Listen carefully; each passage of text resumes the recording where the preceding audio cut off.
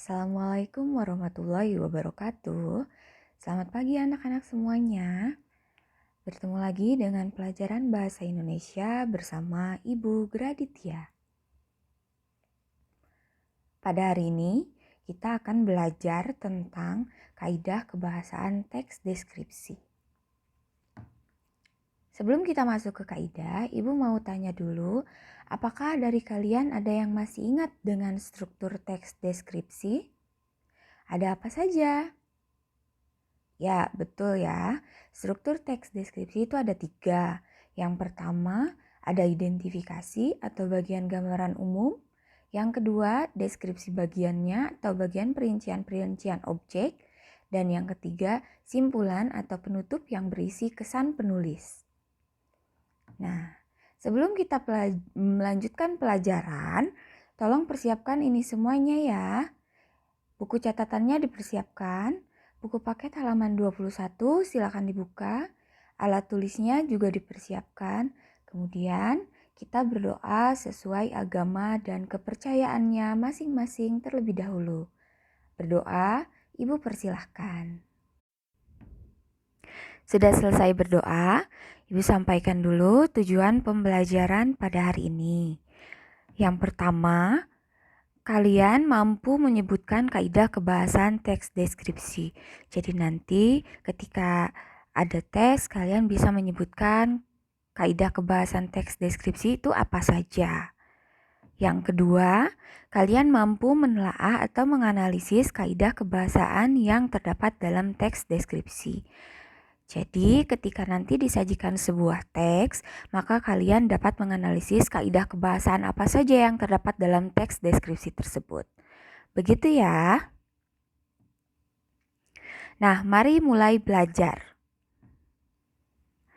Kaidah kebahasaan teks deskripsi yang pertama ada penggunaan kalimat perincian. Kalimat perincian adalah kalimat yang berisi penjelasan, uraian, atau rincian dari kalimat utama. Contoh kalimat utamanya, perpustakaan sekolahku lumayan luas. Kata lumayan luas ini bisa diperinci, kemudian diperinci di kalimat selanjutnya. Misalnya, luasnya 30 kali 50 meter. Seperti itu. Contoh yang kedua. Contoh kalimat utamanya, ibuku merupakan wanita yang cantik. Kata cantik dalam kalimat ini itu juga bisa diperinci di kalimat selanjutnya. Yaitu, ia memiliki kulit putih dan bersih, matanya bulat dengan bulu mata yang lentik. Ia memiliki kulit putih bersih, matanya bulat dengan bulu mata yang lentik merupakan kalimat perincian dari kata cantik. Begitu. Yang kedua, penggunaan kalimat cerapan panca indera. Kalimat cerapan panca indera adalah kalimat yang melibatkan alat indera seolah dapat dilihat, didengar, atau dirasakan. Kalimat seolah dapat dilihat, contohnya, kucing memiliki bulu yang berwarna hitam dan putih. Warna hitam menghiasi bagian wajah dan ekor. Warna itu tidak bisa didengar, tidak bisa dirasa, tapi hanya bisa dilihat. Seolah dapat didengar. Contohnya, jika ia lapar, ia akan mengeong dengan suara yang lengking. Mengeong dengan suara yang lengking itu tidak bisa dilihat, tidak bisa juga dirasa, tetapi hanya bisa didengar. Betul ya? Contoh selanjutnya, kalimat seolah dapat dirasa. Saat aku pulang, ia akan menyambutku dengan menggosok-gosokkan bulunya yang lembut. Dari mana kita tahu bulu itu lembut? Maka kalimat ini termasuk kalimat yang seolah dapat dirasa. 3. Penggunaan afiksasi dengan kata dasar P, T, K, S. Afiksasi adalah proses pembentukan kata dengan penambahan bunyi bahasa di awal, tengah, akhir, atau gabungan kata ketiganya sehingga membentuk kata baru. Pertama, ada prefiks. Prefiks itu awalan. Di prefiks, Ibu berikan contohnya hanya 2 saja, yaitu prefiks menasal. Contohnya, me ditambah makan sama dengan memakan. Ada prefiks di ditambah pindah sama dengan dipindah. Penulisannya digabung ya. Selanjutnya ada sufiks atau akhiran. Sufiks yang Ibu contohkan ada 2, yaitu sufiks i dan sufiks kan. Sufiks i, kata patuh ditambah sufiks i sama dengan patuhi. Kata pindah ditambah sufiks kan menjadi pindahkan. Berbeda ya, kalau tadi kata pindah dikasih prefiks di jadi dipindah, sedangkan kata pindah diberi sufiks kan menjadi pindahkan.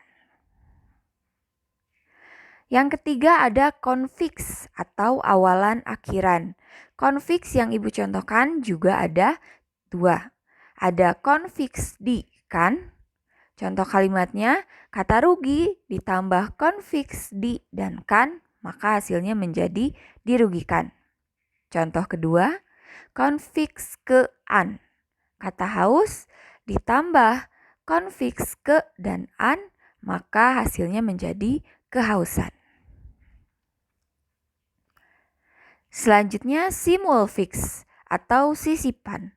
Simulfiks ini ditulis di tengah-tengah kata. Seperti kata gigi diberi kata simulfiks R, maka menjadi kata gerigi. Kemudian kata tunjuk diberi simulfiks L, maka menjadi kata telunjuk. Simulfiks, konfiks, sufiks, dan prefiks ini merupakan penggunaan afiksasi. Nah, ingat konsepnya ya. Yang kita pelajari dalam teks deskripsi yaitu awalan menasal. Menasal, bukan men. Nah, awalan menasal jika bertemu dengan kata dasar PTKS, maka bunyi P, T, K, dan S pada kata tersebut akan lebur atau luluh. Syarat lebur atau luluh yang pertama, minimal terdiri dari 2 suku kata. Yang kedua, huruf pertama kedua merupakan konsonan vokal. Tahu ya, vokal itu A, I, U, E, O, dan konsonan itu selain dari vokal. Jadi, syarat lebur atau luluh kata dasar P, T, K, S-nya ada 2. Yang pertama, terdiri dari 2 suku kata. Yang kedua, huruf pertama kedua merupakan konsonan vokal. Begitu. Contohnya, menasal ditambah kupas, maka dia akan lebur menjadi mengupas.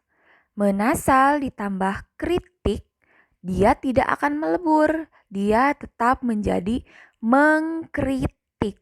Kenapa? Karena kritik itu terdiri dari 6 kata. K, R, I, T, I, K. K dan R merupakan konsonan, sedangkan tadi syarat lebur itu harus konsonan vokal, begitu. Contoh ketiga, menasal ditambah kata panjat menjadi lebur, menjadi memanjat. Menasal ditambah praktik ditambahkan, maka dia tidak lebur, tetap menjadi mempraktikkan. Nah, mengapa? Karena praktik itu merupakan P dan R-nya adalah konsonan, begitu.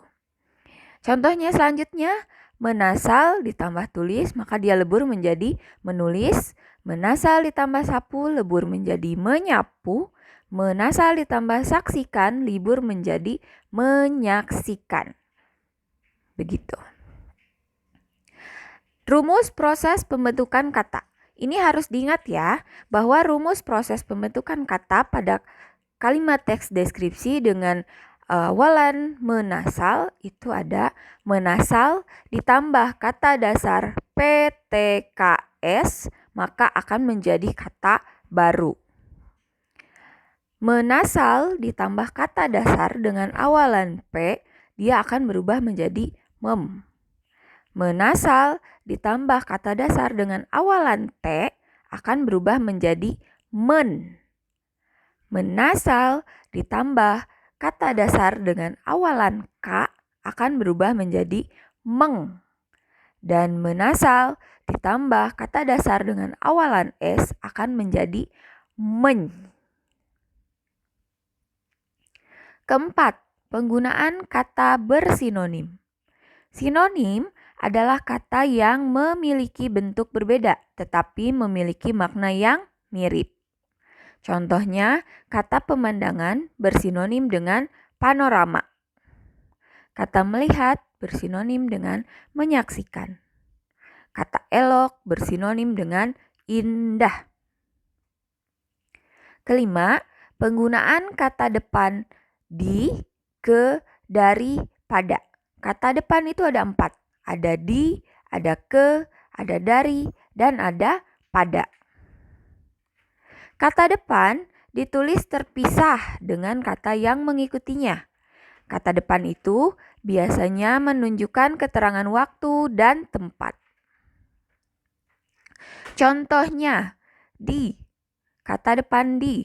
Pantai Posi-Posi merupakan salah satu pantai berpasir putih terbaik di Halmahera. Kata depan di ditulis terpisah dengan kata Halmahera. Contoh kata depan ke. Wisatawan dapat menggunakan kapal untuk sampai ke Posi-Posi. Penulisan kata depan ke dipisah dari kata Posi-Posi. Contoh penggunaan kata depan dari. Biasanya kapal penumpang berlayar 2 kali seminggu dari pelabuhan Tobelo ke pantai Posi-Posi. Penulisan kata dari dipisah dari kata penulisan pelabuhan. Contoh penggunaan kata depan pada. Keindahan pantai ini dapat dinikmati pada pagi hari saat matahari terbit atau sore saat matahari terbenam. Penulisan kata pada dipisah dari kata pagi. Yang keenam, penggunaan huruf kapital. Huruf kapital dipakai untuk 1. Huruf pertama unsur nama orang termasuk julukan. Contohnya Graditya Ayu Rinjani. Huruf G ditulis kapital, huruf A pada Ayu ditulis kapital, dan huruf R pada kata Rinjani ditulis kapital. Yang kedua, huruf pertama nama bangsa, suku bangsa, dan bahasa. Bangsa Indonesia, suku Betawi, bahasa Indonesia. Huruf Indonesia, I-nya ditulis kapital, suku Betawi, B-nya ditulis kapital, bahasa Indonesia, I-nya juga ditulis kapital. Yang ketiga, huruf pertama nama tahun, bulan, hari, dan hari besar. Bulan Agustus, hari Kamis, Hari Raya Idul Fitri, maka kata Agustus A-nya ditulis besar, hari Kamis K-nya ditulis kapital, Hari Raya Idul Fitri I dan F-nya ditulis kapital. Keempat, huruf pertama nama geografi atau tempat. Contohnya Kota Padang. Padang, P-nya ditulis kapital. Provinsi DKI Jakarta, P pada provinsi juga ditulis kapital, DKI juga ditulis kapital karena merupakan julukan, Jakarta kata J-nya ditulis kapital. Pantai Anyer, P-nya ditulis kapital, dan kata Anyer A-nya ditulis kapital. 7. Kata umum, kata khusus. Kata umum adalah kata yang luas ruang lingkupnya dan dapat mencakup banyak hal. Sedangkan kata khusus adalah kata yang ruang lingkup dan cakupan maknanya lebih sempit.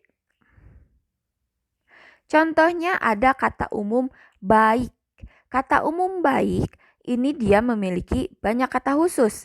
Baik itu kata khususnya bisa penolong, bisa ramah, bisa dermawan, murah senyum, penyabar, dan lain-lain. 8. Penggunaan kalimat bermajas. Majas adalah gaya bahasa yang digunakan dalam bahasa tulis untuk memberi efek pada kata tersebut sehingga lebih hidup dan lebih menarik.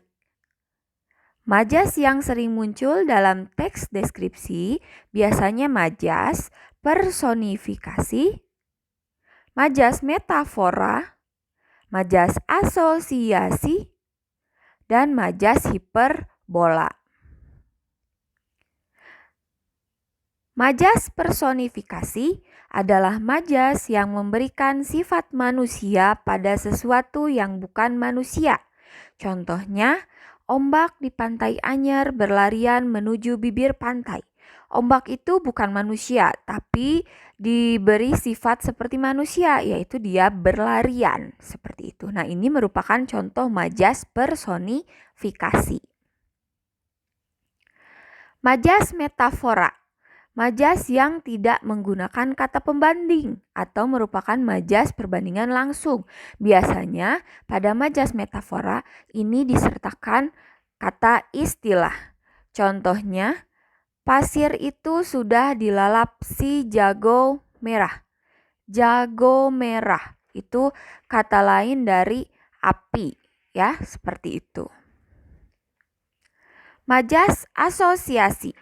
Majas perbandingan yang menggunakan kata pembanding seperti bagaikan, laksana, bak, dan lain-lain. Pokoknya kalau majas asosiasi itu dia merupakan majas yang menggunakan kata pembanding. Kata pembandingnya disertakan langsung pada kalimatnya. Contohnya, kelinci itu berlarian seperti anak kecil. Ada kata pembanding di situ yaitu seperti. Keempat, majas hiperbola. Majas hiperbola adalah majas yang melebih-lebihkan sesuatu. Contohnya, siapapun yang mampir ke pantai ini tak akan rela berkedip walau sekejap karena keindahan pemandangan yang disuguhkan. Nah, tidak mungkin ada manusia yang tidak berkedip meskipun dia berkunjung ke tempat wisata manapun. Pasti dia akan berkedip meskipun dia takjub. Jadi majas ini penggunaan kalimat yang terlalu melebih-lebihkan atau dalam bahasa kalian sekarang biasanya disebut lebay. Begitu. Nah, demikian penjelasan kaidah kebahasaan dari Ibu. Terima kasih atas partisipasi kalian. Jika ada hal yang ingin ditanyakan, silakan untuk ditanyakan di forum Google Classroom atau di grup WhatsApp kelas. Untuk tugas, nanti menyusul di Google Classroom. Baiklah, terima kasih semuanya. Mohon maaf apabila ada kesalahan penulisan dan kesalahan pengucapan. Assalamualaikum warahmatullahi wabarakatuh.